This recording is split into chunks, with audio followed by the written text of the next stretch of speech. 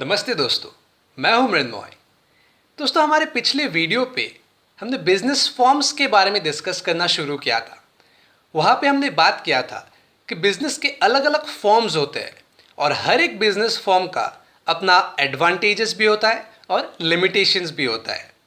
तो हमने वहाँ पे दो बिजनेस फॉर्म्स के बारे में डिस्कस किया था, सोल प्रोप्राइटरशिप और जॉइंट हिंदू फैमिली बिजनेस, और उनके एडवांटेजेस, लिमिटेशंस, ये सारी बातें भी कवर किया था। तो आज हम बढ़ते हैं जो दूसरे बिजनेस फॉर्म्स है। तो और आज हम शुरू करेंगे पार्टनरशिप बिजनेस से। दोस्तों, पार्टनर वर्ड हम अलग अलग जगहों पे यूज़ करते हैं, जैसे रूम पार्टनर हो गया, लाइफ पार्टनर हो गया। लेकिन बिजनेस के मामले में पार्टनरशिप वर्ड का एक अलग मीनिंग होता है, एक डिफाइंड कंसेप्ट होता है। तो पार्टनरशिप बिजनेस का अगर हम मीनिंग जानना चाहें तो हम इंडियन पार्टनरशिप एक्ट 1932 के डेफिनेशन को देख सकते हैं।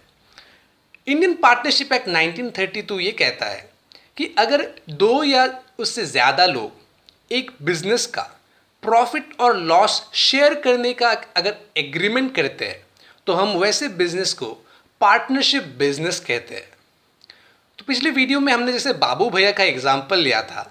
अगर बाबू भैया अगर अपने किसी दोस्त के साथ मिलकर एक बिजनेस करना चाहे जिसका प्रॉफिट और लॉस वो लोग आपस में शेयर करेंगे, तो उस बिजनेस को हम पार्टनरशिप बिजनेस कहेंगे। मतलब एक पार्टनरशिप बिजनेस में दो या उससे ज़्यादा ओनर्स रहते हैं। तो एक पार्टनरशिप बिजनेस का क्या क्या एडवांटेजेस और लिमिटेशंस बन सकता है। पहले हम पॉजिटिव साइड देख लेते हैं, एडवांटेजेस। नंबर 1 पर हम ले सकते हैं शेयरिंग ऑफ रिस्क। जैसे कि मैंने बताया कि पार्टनरशिप में दो या उससे ज़्यादा ओनर्स होते हैं, तो बिजनेस में अगर लॉस भी होता है तो वो पार्टनर्स आपस में बांट लेते हैं। मतलब किसी एक इंडिविजुअल पे अकेला लॉस नहीं आता, तो इस वजह से थोड़ा स्ट्रेस कम होता है। तो ये है एक एडवांटेज। जो दूसरा एडवांटेज है वो है ease of formation and closure. Sole proprietorship की तरह पार्टनरशिप बिजनेस फॉर्म करना भी मुश्किल नहीं होता। अगर दो लोगों को मिलकर एक बिजनेस शुरू करना है तो वो कभी भी और कहीं भी बिजनेस शुरू कर सकते हैं। इतना ज़्यादा मुश्किल नहीं होता बिजनेस शुरू करना। बिजनेस फॉर्मेशन और क्लोजर दोनों ही आसान रहते हैं, तो ये भी एक एडवांटेज बन गया। फिर इसके बाद जो एडवांटेज आएगा वो है बैलेंस डिसीजन मेकिंग। क्योंकि एक पार्टनरशिप बिजनेस में दो या उससे ज़्यादा ओनर्स होते हैं, तो कोई भी डिसीजन लेने से पहले वो आपस में डिस्कस कर लेते हैं कि ये डिसीजन लेना हमारे लिए सही रहेगा या नहीं। उसके बाद ही एक डिसीजन लिया जाता है और इस वजह से डिसीजन बैलेंस रहता है। कोई भी एब्रप्टली डिसीजन नहीं लिया जाता, क्विकली डिसीजन नहीं लिया जाता, सोच समझ कर डिसीजन लिया जाता है और इसके लिए डिसीजन ज़्यादातर सही भी रहते हैं। तो ये बन गया एक एडवांटेज। सो एडवांटेजेस के बाद हम नज़र डालते हैं लिमिटेशंस के ऊपर। क्या क्या लिमिटेशंस होते हैं पार्टनरशिप बिजनेस पे। तो नंबर 1 लिमिटेशन हम बोल सकते हैं अनलिमिटेड लायबिलिटी। एक सोल प्रोप्राइटरशिप की तरह पार्टनरशिप बिजनेस में भी लायबिलिटी अनलिमिटेड होता है पार्टनर्स का। मतलब उनका पर्सनल प्रॉपर्टी भी रिस्क पे आ सकता है अगर उनको किसी का कर्जा वापस देना हो तो। उसके बाद जो दूसरा लिमिटेशन हम ले सकते हैं वो है लैक ऑफ कंटिन्यूटी। ऐसा कोई गारंटी नहीं होता दोस्तों कि पार्टनरशिप बिजनेस लंबे टाइम तक चलेगा। क्योंकि मान लीजिए अगर एक पार्टनरशिप बिजनेस में दो पार्टनर्स हैं और एक पार्टनर का कुछ हो जाता है, मान लीजिए उसका अगर डेथ हो गया, तो सिर्फ एक पार्टनर उस बिजनेस को कंटिन्यू नहीं कर सकता, क्योंकि तब वो सोल प्रोप्राइटरशिप बिजनेस हो जाएगा। और अगर कोई एक नया पार्टनर आता भी है तो बिजनेस में बहुत सारे स्ट्रक्चरल चेंजेस आ सकते हैं, जैसे प्रॉफिट शेयरिंग रेशियो बदल सकता है या फिर बिजनेस लाइन ही कंप्लीटली चेंज हो सकता है। तो ये भी एक लिमिटेशन रहता है पार्टनरशिप बिजनेस पे। उसके बाद जो तीसरा लिमिटेशन है वो है पॉसिबिलिटी ऑफ कन्फ्लिक्ट्स। ये डेफिनेट सी बात है, अगर दो या उससे ज़्यादा ओनर्स रहेंगे तो बिजनेस में कन्फ्लिक्ट्स भी आ सकता है, क्योंकि हर बात पे तो उनका सेम पॉइंट ऑफ व्यू नहीं रहेगा। किसी अगर एक पार्टनर को एक बात सही लगे तो किसी को गलत भी लग सकता है। तो इस वजह से बिजनेस में झगड़ा हो सकता है, कन्फ्लिक्ट्स आ सकता है। इस लिमिटेशन से भी पार्टनरशिप बिजनेस सफ़र करता है। तो ये थे पार्टनरशिप बिजनेस के एडवांटेजेस और लिमिटेशंस। इसके बाद दोस्तों हम एक अलग बिजनेस फॉर्म पे डिस्कस करते हैं, वो है कोऑपरेटिव सोसाइटी। तो एक कोऑपरेटिव सोसाइटी हम किसे कहते हैं, ये बात थोड़ा हम सिंपल कर देते हैं। तो कोई भी सोसाइटी अगर कोऑपरेटिव सोसाइटीज एक्ट 1912 के अंदर अपने आप को रजिस्टर करता है तो उसे हम कोऑपरेटिव सोसाइटी कहते हैं। एक कोऑपरेटिव सोसाइटी का दोस्तों जो मेन ऑब्जेक्टिव होता है, जो मेन मोटिव होता है, वो है economic welfare of its members. मतलब इकोनॉमिक वेलफेयर के लिए ये सोसाइटी काम करती है। और एक कोऑपरेटिव सोसाइटी का जो कैपिटल होता है वो मेंबर्स से रेस किया जाता है शेयर्स के फॉर्म में। मतलब अगर कोई एक कोऑपरेटिव सोसाइटी का शेयर्स खरीदता है तो वो उस कोऑपरेटिव सोसाइटी का मेंबर बन जाता है। तो ये था कोऑपरेटिव सोसाइटी का एक ब्रीफ इंट्रोडक्शन। उसके बाद हम बढ़ते हैं कोऑपरेटिव सोसाइटी के एडवांटेजेस की तरफ। एडवांटेज नंबर 1 पे हम ले सकते हैं लिमिटेड लाइबिलिटी। कोऑपरेटिव सोसाइटी के जो मेंबर्स होते हैं उनका लाइबिलिटी सिर्फ उतना तक ही लिमिटेड होता है जितने तक उनका शेयर होल्डिंग परसेंटेज रहता है, उससे ज़्यादा उनका लाइबिलिटी नहीं होता है। तो ये एक एडवांटेज है। दूसरा जो एडवांटेज है वो है स्टेबल एग्जिस्टेंस। एक कोऑपरेटिव सोसाइटी से अगर एक या दो मेंबर निकल भी जाते हैं, इस वजह से बिजनेस में उसका इफेक्ट इतना ज़्यादा नहीं होता, क्योंकि मेंबर्स बहुत सारे होते हैं कोऑपरेटिव सोसाइटी में। अगर एक या दो मेंबर चले भी जाते हैं तो इसका इतना बड़ा इम्पैक्ट नहीं पड़ता है। तो ये भी एक एडवांटेज हुआ। जो तीसरा एडवांटेज है वो है सपोर्ट फ्रॉम गवर्नमेंट। एक कोऑपरेटिव सोसाइटी को गवर्नमेंट की तरफ से भी टाइम टू टाइम सपोर्ट मिलता रहता है, जैसे कि सब्सिडी मिलता है, फिर लोअर इंटरेस्ट रेट पे वो लोन ले सकते हैं, फिर थोड़ा टैक्स में भी कंसेशंस मिलता रहता है। तो ये सारे एडवांटेजेस एक कोऑपरेटिव सोसाइटी एंजॉय करता है। उसके बाद हम अगर लिमिटेशंस के ऊपर नज़र डालें तो हम देखेंगे फर्स्ट पॉइंट पे लिमिटेड रिसोर्सेज। एक कोऑपरेटिव सोसाइटी फाइनेंशियली इतनी स्ट्रांग नहीं होती, क्योंकि एक कोऑपरेटिव सोसाइटी के मेंबर्स ज़्यादातर मिडिल और लोअर इनकम ग्रुप के होते हैं और इस वजह से वो इतना ज़्यादा फंड्स बिजनेस में ला नहीं सकते। सो ये एक लिमिटेशन रहता है। उसके बाद दूसरा लिमिटेशन हम देख सकते हैं इनएफिशिएंसी इन मैनेजमेंट।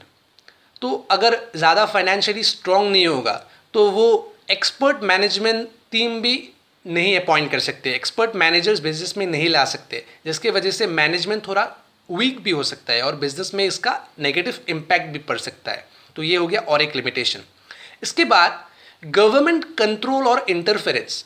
जैसे कि हमने बताया कि गवर्नमेंट की तरफ से सपोर्ट मिलता है, लेकिन अगर सपोर्ट के बदले में अगर गवर्नमेंट उनके फंक्शनिंग में इंटरफेयर करना शुरू कर दे तो इसकी वजह से कोऑपरेटिव सोसाइटी सफ़र कर सकता है। अगर डे टू डे ऑपरेशन में गवर्नमेंट इंटरफेयर करना शुरू कर देता है तो कोऑपरेटिव सोसाइटी पे तो उसका नेगेटिव इम्पैक्ट ही पड़ेगा ना।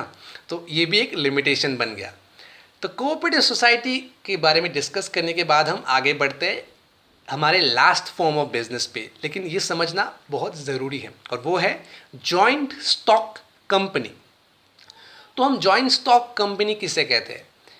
कोई भी बिजनेस अगर कंपनीज एक्ट 2013 के अंदर अपने आप को रजिस्टर करता है तो उस बिजनेस को हम जॉइंट स्टॉक कंपनी कहती है।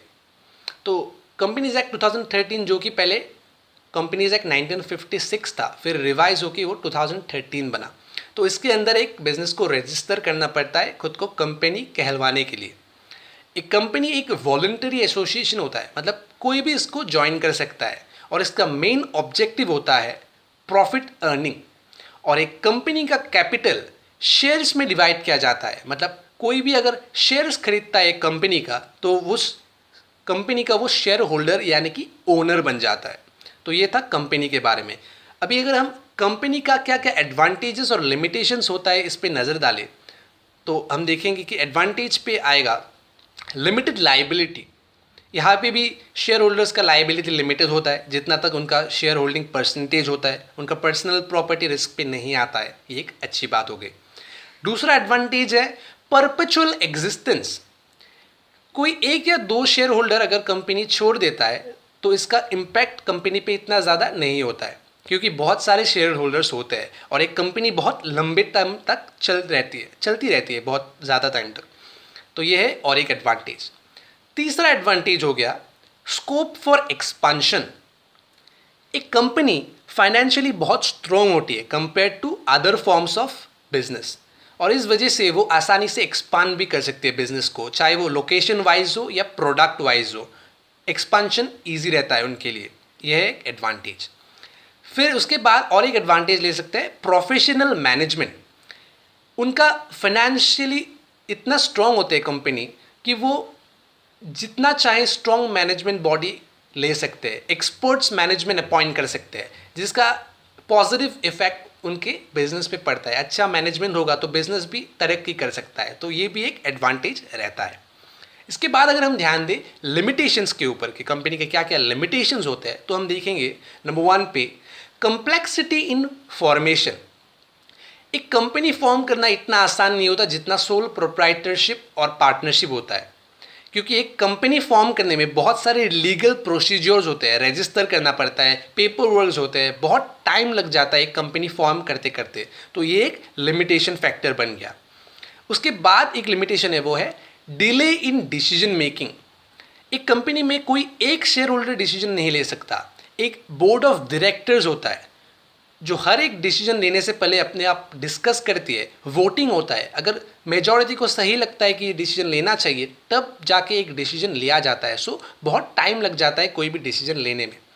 उसके बाद थर्ड लिमिटेशन हम ले सकते हैं, कॉन्फ्लिक्ट इन इंटरेस्ट। एक कंपनी में बहुत सारे इंटरेस्ट ग्रुप्स बन जाते हैं, जैसे कि शेयर होल्डर्स का अलग इंटरेस्ट, जैसे कि उनको डिविडेंड ज़्यादा चाहिए, एम्प्लॉयज़ का अलग इंटरेस्ट, जैसे कि उनको ज़्यादा सैलरी चाहिए, रेमुनेरेशन चाहिए, और मैनेजमेंट बॉडी का भी अलग इंटरेस्ट, जैसे कि उनको ज़्यादा से ज़्यादा पावर चाहिए। तो इतने सारे इंटरेस्ट ग्रुप बन जाएंगे तो कन्फ्लिक्ट के चांसेस भी ज़्यादा है। इसलिए हम देखते रहते हैं कि कंपनी में वर्कर्स प्रोटेस्ट करते हैं कभी कभी, फिर मैनेजमेंट बॉडी कभी प्रोटेस्ट करती है, लॉकडाउन होता है। तो ये सारे प्रॉब्लम्स से भी एक कंपनी सफ़र कर सकता है। तो ये बन गया उनका लिमिटेशंस। तो दोस्तों हमने सारे बिजनेस फॉर्म्स के बारे में डिस्कस किया, sole proprietorship, join into family business, partnership, cooperative society, company, इन सब के एडवांटेजेस क्या है, लिमिटेशंस क्या है, ये सारी बातें हमने डिस्कस किया। लेकिन सबसे जो इम्पॉर्टेंट बात है कि इन बिजनेस फॉर्म्स के बारे में जानने के बाद, इनके एडवांटेजेस, लिमिटेशंस, ये सारी बातें जानने के बाद हम अपने बिजनेस आइडिया के हिसाब से, अपना बिजनेस करने का जो गोल्स और ऑब्जेक्टिव्स है उनके हिसाब से कैसे एक बिजनेस फॉर्म सिलेक्ट करें, या फिर क्या क्या फैक्टर्स है जो ये सिलेक्शन ऑफ बिजनेस फॉर्म का डिसीजन इफेक्ट करता है, इन फैक्टर्स के बारे में भी हम डिस्कस करेंगे हमारे नेक्स्ट वीडियो पे। क्या क्या फैक्टर्स है, इन सब के बारे में हम डिटेल में डिस्कस करेंगे। तो इस वीडियो को अगर आप पसंद करते हैं, अगर आपको ये पसंद आया, तो प्लीज़ इसको लाइक और शेयर ज़रूर कीजिएगा। धन्यवाद।